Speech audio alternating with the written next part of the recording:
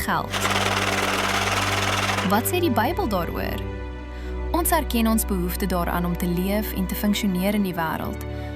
Maar hoe moet ons dit bestuur? Miskien is 'n beter vraag: bestuur ons dit of beheer dit vir ons? As Christene erken ons dat hoe ons geld sien of bestuur ons nie kan red nie. Selfs ons mees vrygewige dade kan ons nie red nie. Christus alleen red ons. Deur die mees oorvloedige daad van vrygewigheid van alle tye, toe hy sy lewe as 'n offer aan die kruis neergelê het. Al kan ons liefdadigheid en hoe ons geld bestuur ons nie red nie, wys dit tog hoeveel ons die vrygewigheid van God verstaan. Dat hy sy seun gegee het, sodat ons met hom versoen kan word vir ewig. Dit is 'n belangrike aanduiding van die toestand van ons hart, want waar jou skat is, daar sal jou hart ook wees.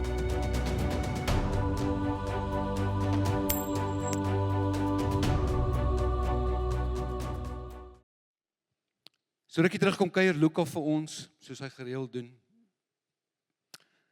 Dis heeltemal ander omgewing as hy by ons is. In sy eie huis kry hy lekker goed nadat hy sy kos geëet het. In ons huis gee ons net vir hom kos as hy sy lekker goed eers geëet het. Maar soos gewoonlik hardloop hy verby ons reg uit yskas toe. En hy gaan haal my roomys. Dis myne uit die yskas uit en hy kom staan voor my. En ek sê vir hom, gee vir my 'n bietjie lekkie.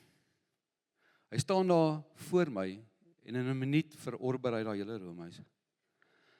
En hy gee vir my die laaste stukkie koun, papgedrukte koun. Daar's nie eens roomys in die binnekant in nie. Gee hy vir my. Ons weet hy's net 'n kind, maar ons is nie meer nie. Ons weet ons is nie meer 'n kind nie, kinders nie.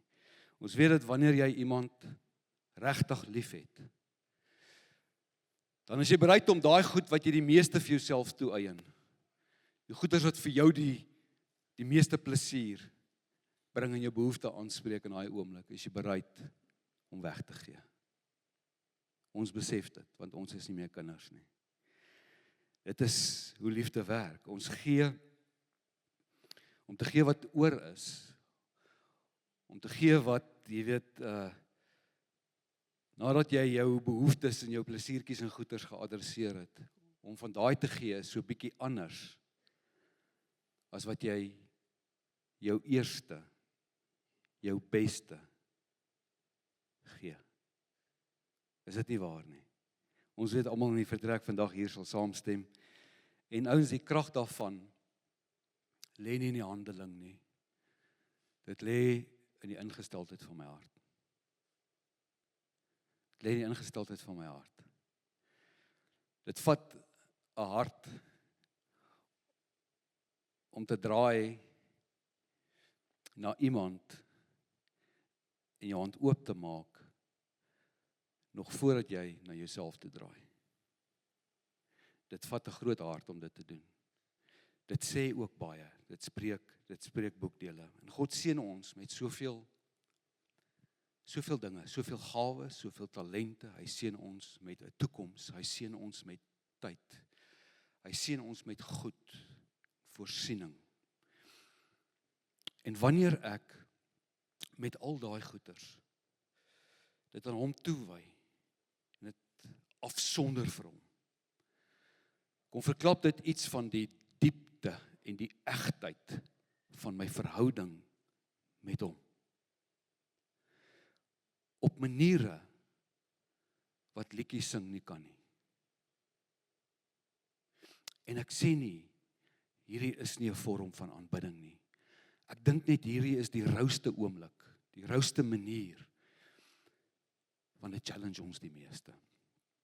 En ek dink dit is ook vir hierdie rede, dat reg deur die Ou Testament, dat God hierdie beginsel, die beginsel van first fruits, die beginsel van eerste vrug, sy mense, Israel, blootgestel het aan daai beginsel. Want hy wou hulle harte toets, en ons sien dit in die boeke van Exodus, Levitikus, Spreuke, prominent. Hy wou hulle harte toets. Onthou, hy het 'n verbond met hulle gesluit. Ek sal 'n God vir julle wees as julle my mense is. As julle 'n volk is vir my, sal ek 'n God wees vir julle. Maar hulle het dit nie gewys nie, inteendeel. En hy kom challenge hulle op die grootste en die moeilikste manier, die beginsel van first fruits, om hulle harte te toets. Want jy sien, woorde is maklik. Om reeltjies by te hou en goedjies te doen, kan vals wees. Maar daar's min goed in die lewe wat 'n ou se hart toets, soos hierdie beginsel van first fruits. Die meeste mense in Israel in daai tyd was boere gewees. Veeboere, vrugteboere, graan. En nou moet jy weet, jy vat daai saadjie as 'n boer en jy gaan druk hom daar in die grond. En daar is 'n klomp onsekerheid rondom daai proses. Jy weet nie eens of daai saad gaan opkom nie. Daar's net soveel challenges, daar's net soveel faktore en invloede. Ek wil hê jy moet jouself net inleef in daai prentjie. Net daai saad strooi en die grond voorberei en dan die saad plant. Dis 'n massive stuk geloof. Daar's droogte, daar's peste, daar's siektes, daar's veediefstal. Daar is soveel goed wat inwerk op hierdie prentjie, maar jy strooi die saad. Jy hou die diere aan. En nou raak dit moeiliker. Jy begin nou wonder, gaan daai koei dragtig raak? Gaan daai plantjie opkom? En dan breek daar so 'n stukkie belofte deur. Daai koei raak swanger. Jy wag al lank vir daai oomblik. Daai eerste groen klein persketjies begin verskyning maak. En saam met daai opwinding is daar nuwe spanning. Want jy weet nie of daai kalfie doodgebore gaan word nie. Jy weet nie die oomblik as daai vruggie ryp word of die voëls daai ding gaan tackle nie. Jy weet nie of daar mense is wat al hulle oë op daai swanger koei het in die oomblik waar daai kalfie drop, is hulle eerste op die toneel. En jy weet nie of hulle jou vee gaan steel nie. Dit is net so 'n challenging proses en seisoen. 'n Seisoen van op en af en op en af. En dan op 'n dag sien jy daai kalfie staan op sy eie voete, gesond. Jy sien daai rooi vrug, daai appel, en jy hardloop in jou boord in. Jy kan nie wag om te pluk en net te proe nie. En dan onthou jy, die eerste vrug kom die Here toe. Is dit nie wreed partykeer nie? Vanuit ons staanspoor, om na die prentjie te kyk en net te wonder, ons sê dit nie vir die Here nie, maar ons wonder, Here, hoe wreed is dit?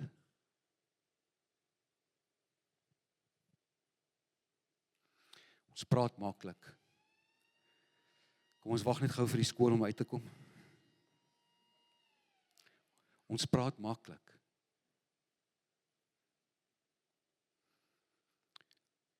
Ons sien wat die gevolg is van 'n reënerige dag op 'n Sondag in terme van kerkbywoning. Halfveer. Want dit is ongemaklik en dit is koud.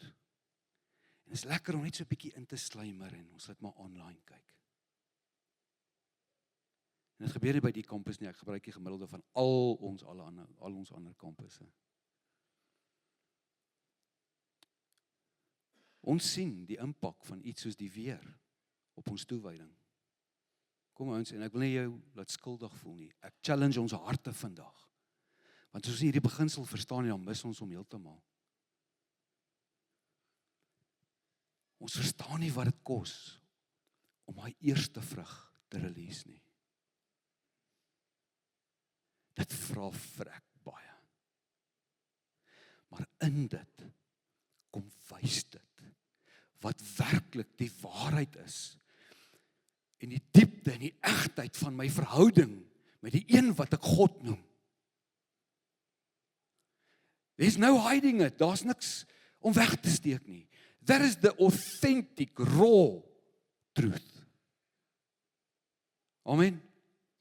Is nie lekker nie, maar is die waarheid en jy weet dit saam met my. En op daai vlak het God sy eie mense gechallenge en gesê, moenie net kom praat nie, moenie net want daar was so honderde rituele.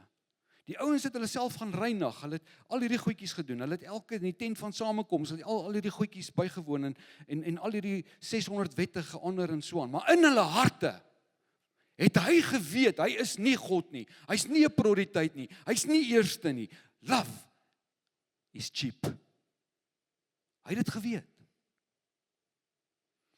En dat dit ons God se grootste begeerte is nie ons goed nie, dis nie ons dinge nie, dis nie ons tyd nie, dis ons harte. Harte was nog altyd sy agenda en sy besigheid. Nie die vlees nie, maar hier in ons geesmens, wat die waarheid is, wat ons nie voor kan lieg nie, wat ons nie kan wegsteek nie. It is that place that God is willing to sacrifice everything just to get to that place.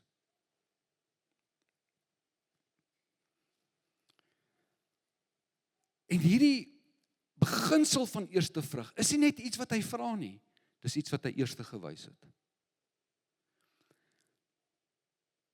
Hy het sy eerste, ons weet, Jesus as sy seun, as jy in die konteks van Efesiërs 1, dat nog voor die grondlegging van die aarde, is ons in Christus uitverkies om aangeneem te word as sy kinders, nog ewen voor die grondlegging van die aarde.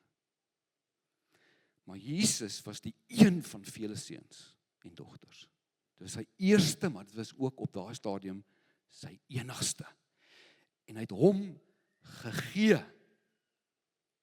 sonder enige waarborg, dat ons sou reageer op hom. Die wêreld, die mensdom sou reageer op hom. Daar's mense vandag wat nog steeds nie op Jesus gereageer het nie. Nog steeds nie op God se liefdesuitnodiging gereageer het nie. En met daai wete het hy nog steeds sy enigste en sy eerste laat gaan. Die Bybel praat ook van die feit dat the Holy Spirit is a form of first fruits. Hy is die eerste afbetaling, die waarborg. Die Heilige Gees is aan ons gegee, sonder enige waarborg, dat mense sy leiding sou volg. Hy is gegee. En nou kan ek en jy kies, of ons hom wil gehoorsaam, of ons hom wil laat voorloop, of hy die ware noord in ons lewens is. Ons kan dit kies. But that didn't change God's heart. Want jy sien, first fruits, eerste vrug, is die taal van die koninkryk. Dis die taal van verhouding. Dis nie 'n transaksie nie, ouens. Transaksies gaan oor kwantiteit en hoeveel en al goed, maar verhouding gaan oor prioriteit. Altyd. Prioriteit. En ek sê dit nie net nie, maar ek tel dit ook op in die woord. Ek gebruik vanoggend sommer so 'n bekende ou storieetjie wat jy in Markus sal vind. So Jesus het toe reg oor die offergawe kus gaan sit en kyk hoe mense geld daarin gooi. Sien gou hierdie prentjie, dit is asof Jesus hier met die offergawe mandjie omstap. Dan gaan staan hy langs jou en sê hy, môre broer, dis daai selfe gevoel. Hy het reg oor kan die offergawe kus gaan sit. Hy het gekyk en dopgehou wat mense doen. Baie ryk mense het baie geld ingegooi. Daar het toe 'n arm weduwee gekom en 2 muntstukkies ingegooi. Dit was baie min werd. Hy het toe sy disippels dadelik nader geroep en vir hulle gesê, dit verseker ek julle, hierdie arm weduwee het meer ingegooi as al die ander mense wat iets in die offergawekus gegooi het.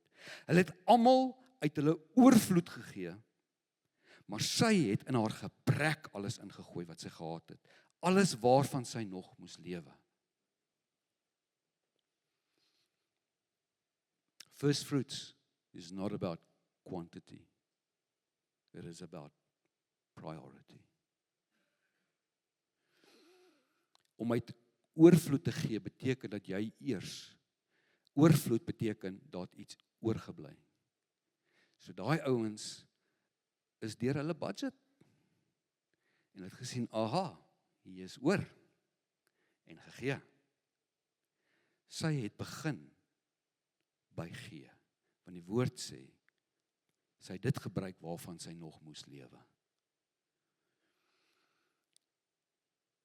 Die verskil is dit eerste in my begroting of is dit laaste in my begroting? Praat nie van hoeveel nie, dis 'n verklaring van prioriteit.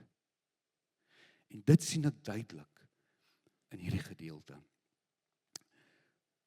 Eerlikheid, hierdie is moeilik. Want die ding is, God wil iets in ons harte doen, sodat ons meer kan verstaan van sy hart. Dit gaan vir hom nog altyd oor harte. En in die konteks van ons as Nuwe Testamentiese gelowiges, wat weet, ons is nie meer onder wette en reëls en vir ons as Nuwe Testamentiese Christene, is die beginsel van first fruits, is waar ek my hart en my lewe, the posture, kom posisioneer onder 'n liefdesverbond. Dit is die konteks van die Nuwe Testament. Ons doen dit nie meer omdat dit 'n wet of 'n reël of sulke goeders is nie. Ouens, ons doen dit, want dit is die hoogste prioriteit. Hoogste uitdrukking van liefde vir ons.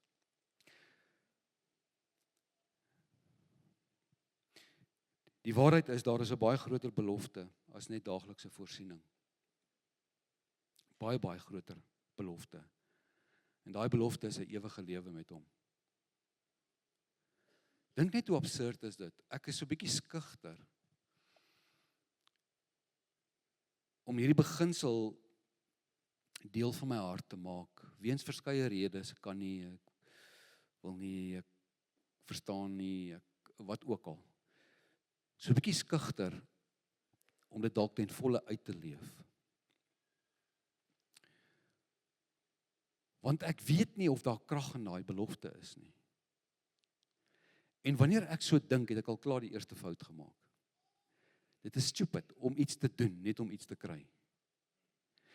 En baie kerke gebruik hierdie as 'n vorm van prosperity teaching. Ons is nie daar in ons harte nie. Ons doen eerste vrug nie om iets te kry nie. Ons doen dit omdat ons geskape is en nuut gemaak is in die wese, natuur, identiteit van ons Vader. En dit is wat hy is, nie net wat hy doen nie. En daarom volg ek daai spontaan. It's the language of kingdom. Nie om iets te kry nie. As ek net so 'n treukie verder gaan. Ek wonder partykeer, as ek hierdie beginsel honor, gaan die belofte, die krag van daai belofte werk in my lewe. Gaan ek beter al wees? Gaan ek meer in staat wees vorentoe? Gaan dit. Maar dit is so stupid eintlik, want as 'n ou daaraan dink, ek vertrou hom reeds met my hele lewe, en my ewigheid, en my saligheid. Is dit nie waar nie? Elkeen van ons wat hier sit, glo as ons doodgaan, gaan ons hemel toe. Hallo?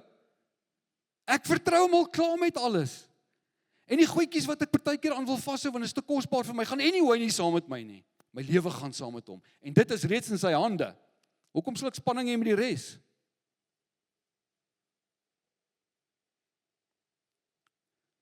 Daai selfoon, daai oulike selfoon van my het my so opgewonde die laaste week. Bly. My kar bly, my huis bly, alles wat ek het bly. Daar's nie F&B bo in die hemel nie. My bankrekening, alles bly. My lewe is klaar in Christus, geanker. My saligheid, my toekoms, my ewige lewe is vas. En ons is baie gemaklik met dit. Want ons glo hierdie skrifgedeelte. 1 Korintiërs wat sê, maar nou, Christus is opgewek uit die dood. As eersteling, hier is die first fruits beginsel weer. As eersteling uit die wat gesterf het. Maar aangesien die dood deur 'n mens gekom het, het die opstanding van dooies ook deur 'n mens gekom. Ons glo in hierdie met ons hele hart. Dat die dag wat ons laaste asem op hierdie plek uitblaas, is daar 'n volgende. There's a next step. Daar is 'n belofte, daar's 'n toekoms, daar's 'n ewigheid.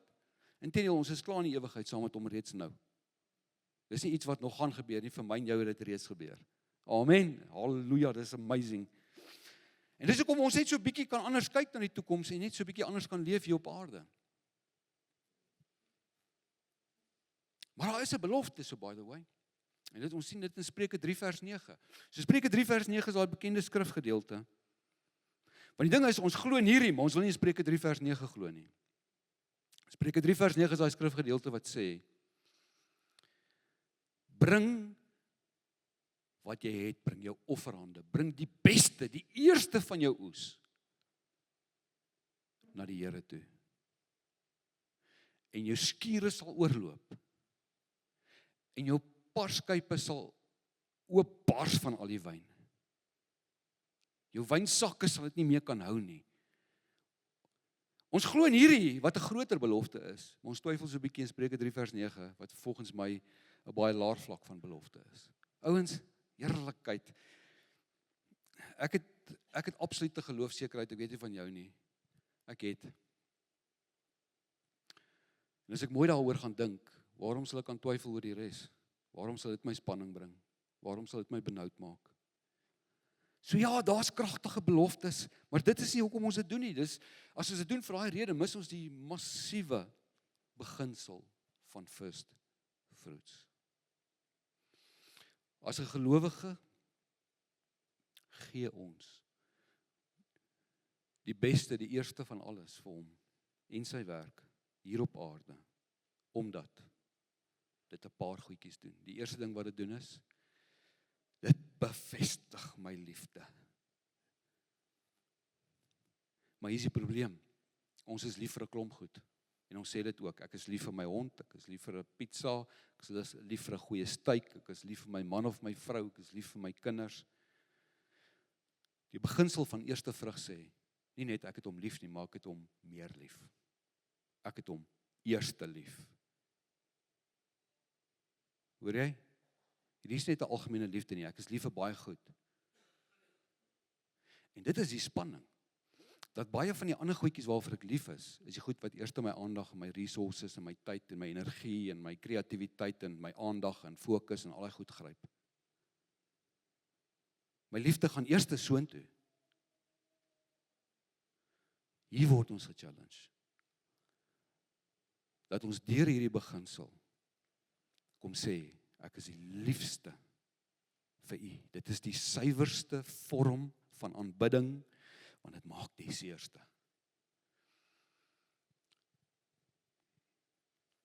Dit is net amazing om te sien, partykeer voel ons skuldig oor dit. Hoeveel van ons leiers 4 aande 'n week hier betrokke is by die kerk? Heerlikheid. Los jou 2 kinders en jou vrou, en jy het gisteraand nie geslaap nie, maar jy is hier. Jy vat nie net tyd wat oor is, as daar oor is nie, jy vat jou belangrikste tyd, wanneer jy die minste dit kan bekostig, en jy gee dit vir hom. Ek sien dit by soveel van julle. Dis first fruits. Dis first fruits. Want agter daai handeling is jy iets in jou hart wat net uitroep, u is my grootste liefde.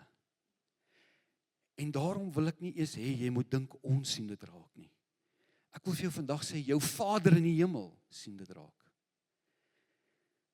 En dit verheug sy hart op 'n manier wat jy net kan verstaan, as jy 'n pa of 'n oupa is, en jou seun gee vir jou die eerste lekkie van sy roomys.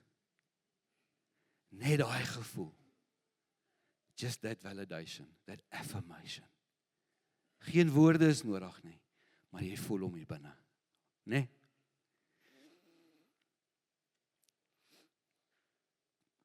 Ek het nou nog gesê, ons kan almal liedjies sing. And words are cheap. Sonder wat ek bedoel, dat jy nie mense hier is wat Sondag na Sondag, deur ons aanbidding, om in gees en in waarheid, en in egtheid kom aanbid, ook deur dit wat ons sing nie. Dis nie wat ek sê nie. Ek sê, ons kan ook hier staan, en ons kan deur die lirieke gaan. Maar wanneer ons hier uitstap, tot volgende week Sondag, is dit wat ons sing, nie die waarheid van wat gebeur in my dag nie.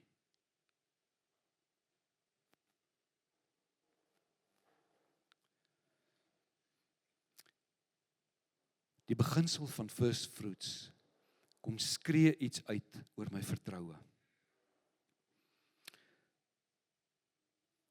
Want die beginsel van first fruits in sy eie beteken dat daar meer onsekerheid geskep word. Die feit dat ek nie eers 'n kosteberaming gaan doen en deur alles gaan werk en gaan kyk kan ek nie. Die feit dat ek dit eerste doen en prioritiseer, skep 'n klomp onsekerheid vir die res. Dit kom skree vertroue uit. Ek meen, om daai kalfie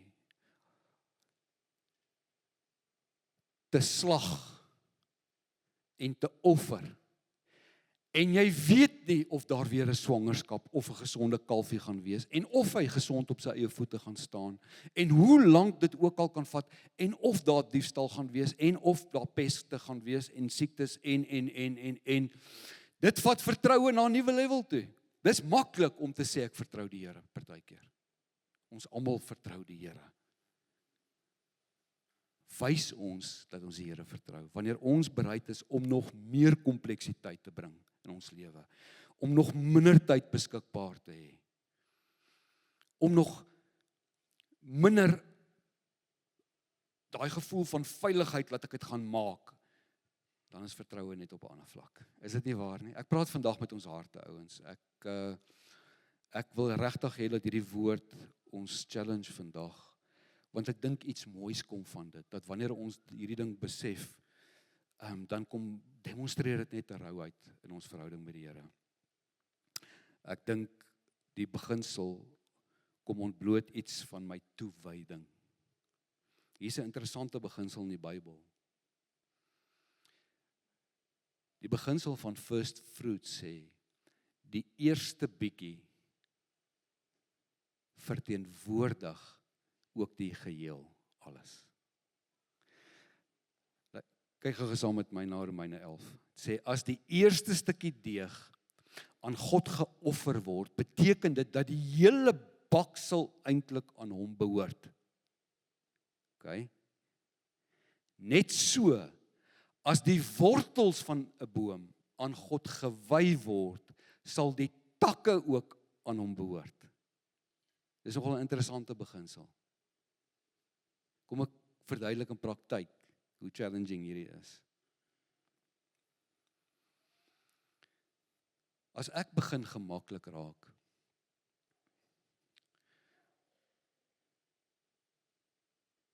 om ook in dit wat ek het, my tyd. Kom ek praat gou met jou oor tyd. Dis 'n baie skaars hulpbron. Dis ook 'n geskenk wat die Here vir ons gee, is die geskenk van tyd, nê. Ons dink ons gaan elke dag tyd hê, indefinitely. It's not guaranteed. Ons dink ook dat elke dag wat 24 uur het ons 24 uur vir onsself. As jy 'n ma het wat 80 is, wat alleen bly, is die helfte van jou tyd gone. Mense gaan aanslag maak op jou dagboek. Hulle gaan jou tyd vat. Daar's 'n klomp goeders, onvoorsiene goed, wat jou tyd gaan vra, onbeplan, ons weet. En die 24 uur waarna jy uitgesien het, gebeur gereeld, dat daar net 2 ure oor is van dit. En nou voel ek skuldig, nou moet ek dit vir die Here gee. Dis so 'n bietjie anders as wat ek sê. Wanneer ek my dagboekbeplanning vir hierdie week doen, boek ek eerste my tyd uit met die Here. Die res van die goed kan om dit werk. En jy sal nie glo, bonatuurlik, hoe jou dagboek oopraak nie. Ek het dit al gedoen, vele male. Wat 'n ou net dink, jy het nie die tyd nie. Daar is nie plek nie. Hierdie is 'n koninkryksbeginsel, dis 'n belofte. Toets die Here in dit. En die kere wat ek hom gechallenge het daarop, bonatuurlik, het ek deur my week gekom, met groter produktiwiteit, met dieselfde ure. Wanneer die eerste aan hom gegee word, sonder dat ons weet, dra ons die geheel eintlik aan hom op. En dit is 'n beginsel. God wil ons nie op 'n ongemaklike plek los, en laat ons die hele dag worry en die aande nie rus kry nie, want in ons koppe maal dit, gaan ek dit maak hierdie maand, gaan ek dit maak. Die feit dat hy sien ons honor hierdie uit 'n plek van ons wil dit doen, dis vir ons belangrik om dit te doen. Dink jy nie die res van die pakkie gaan hy ook na kyk nie? Dink jy regtig die God wat ons vertrou met ons lewens en ons saligheid, sal nadat ons hierdie tipe van gesindheid in ons harte dra, sy rug op ons draai met die res? Kom ouens, dan dien jy die verkeerde God. Dis nie my God nie. Dis nie my God nie. Hierdie is baie challenging vandag, ek besef dit.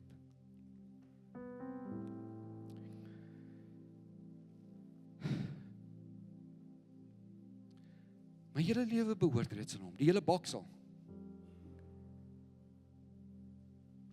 En as jy mooi gaan kyk na Spreuke 3 vers 9, daai is 'n baie wettiese ding wat die ouens baie keer vir prosperity teaching gaan gebruik. Maar hy is eintlik soos 'n patty en 'n hamburger. Gaan lees die eerste klomp gedeelte, vers 1 tot 8, gaan lees dan die gedeelte van vers 10, is 'n lang hoofstuk.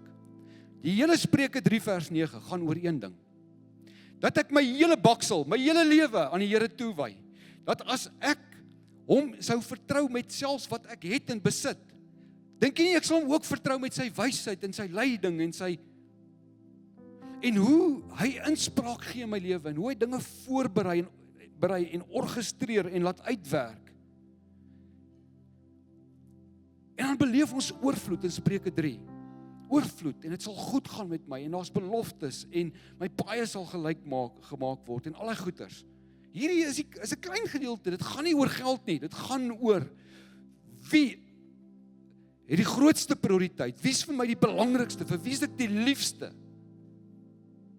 Because words are cheap. First fruits gaan nie net oor 'n paycheck nie. Dit gaan oor een van die grootste geestelike beginsels in my verhouding met die Here. Dit kom sê, ek kom gee vir u die eerste plek in elke area van my lewe.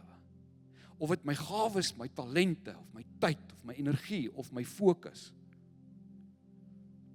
Of my die koninkryk. Sy agenda is nie net vir my 'n bysaak nie. Dit is die roeping oor my lewe, dit rig my lewe. Ek staan vandag hier, my hart is so vol, want 20 jaar terug toe die Here my geroep het ek nooit besef, hy roep my hele family nie. En ek staan vandag in hierdie plek, en ek sien elke individu, persoon van my hele huishouding, hier vandag. Ek sien hoe my skoondogter en my seun, hulle lewens gee, vir sy werk. Ek sien hoe Daniel vir die Glen Campus gelos het en sy is hier, want sy weet, die is energie en krag nodig en sy is deel van die band. My vrou is hier betrokke, my hele familie is hier. My Vadersdag is vol vandag. Want dit kommunikeer vir my. Dis nie net my roeping nie, maar was al almal se roeping gewees. Koninkryk is nie net 'n bysaak nie, is nie net 'n street store nie, is nie net 'n enkel mamma dag nie. Dit is Here, u saak hier op aarde is die roeping van my lewe. En maak nie saak waar ek is nie. Ek sal hierdie roeping sal dryf. Dit sal my lewe rig, dit sal my grootste prioriteit wees.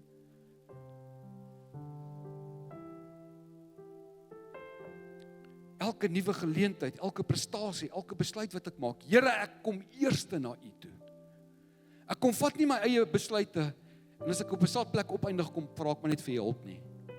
Ek stel U eerste. Wat sê U oor hierdie? Kom spreek, kom werk met my hart, kom werk met my gedagtes. Help my om gesonde besluite te maak, dat ek U oorvloed kan beleef.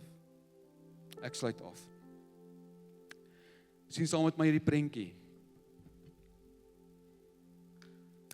van 'n ma wat haar hele lewe opoffer en gegee het vir haar seun. Om 9 maande gedra het. Nagte wakker gelê het terwyl hy siek was. 'n tweede werk moes kry net om vir hom te sorg. Aande om gelê en huil en bid vir daai uitdagings wat die kind het, sonder wat iemand anders nie eens van geweet het nie. En die seun word groot. Hy groei op en hy word suksesvol. Maar sy hoor min van hom.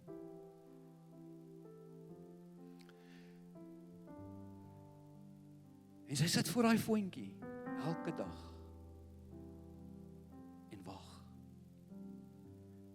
Maak nie 'n app oop nie, kyk net na die foon en luister. Tot sy eendag nie meer kan wag nie. En sy bel hom. Hy ignoreer haar oproep. Later daai dag, na werk, na sy afsprake met sy pelle, na gym, na TV, na sosiale media, na alles, 11:00 die aand, half van die slaap, moeg in die bed, stuur ek gou 'n WhatsApp hier. Hallo ma, sorry, baie besig vandag, lief vir jou. Maar sy het ook 'n ander seun gehad. En die seun, nog voor sy dag begin, nog voor die meetings, nog voor die e-mails, nog voor dinge besig raak, tel hy die foon op. Hallo ma, ek het net nodig gehad om jou stem te hoor. Ek wil net jy moet weet, jy is so belangrik vir my.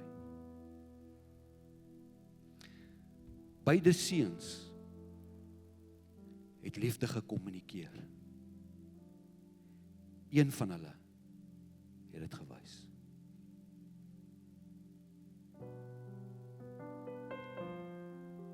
God wil niks van ons hê nie. Die beginsel van eerste vrug sê nie dat God iets van ons nodig het nie. Dit sê eenvoudig net hy is vir ons 'n prioriteit. Dit is die taal van verhouding. Dit sê Here, nog voordat iets my aandag, my tyd en my resources, my goed kompeteer, maak U vir my die meeste saak. Dit gaan nie oor wat ons vir God gee nie. Dit gaan oor die boodskap agter dit. Ek vertrou U nog voor ek U uitkom sien. Ek eer U nog voordat ek aan myself dink. Want U maak vir my saak. Soms so terwyl jy daar sit, gaan ek vir jou 'n tydjie gee, wat jy saam met die Here self kan spandeer. Vat net die volgende paar minute. Ek dink kom ons doen 2 goed. Kom ons laat die Here toe, en hierdie woord toe, om ons te kom herinner, hoekom ons doen wat ons doen. Hier's baie mense wat so uitgeput is in ons gemeente, wat so betrokke is op plekke, wat soveel van hulle energie en tyd gee, en hulle het al hoeveel keer hulle self die vraag gevra, is dit nie nou dalk die einde van hierdie seisoen nie, sal ek nie nou disengage nie, sal ek nie nou ophou, ek meen, I've done my season. En jy vra daai vraag, mag hierdie vandag net vir jou bevestiging wees, hoekom jy doen wat jy doen. Dalk is hierdie ook 'n tydjie vir jou, wat jy oop en eerlik voor die Here kan sê, Here, eerlikheid, ek voel so 'n bietjie skuldig, maar ons weet dis nie die Heilige Gees nie, want U laat ons nooit skuldig voel nie. Maar ek besef net vandag, en ek wil so ietsie bely net van die feit dat ek hier afgeskeep het. Nie omdat ek wou nie, is net, Here, U verstaan die lewe. Wat ook al jou gesprek is met die Here vandag, vat hierdie tydjie, kom reageer jy op wat jy hier binne beleef, en bring dit na hom toe. En ons loof hom, dat hy 'n Vader is, wat nooit sy rug op jou sal draai nie, selfs al draai ek my rug op hom. Amen. Vat 'n paar minute.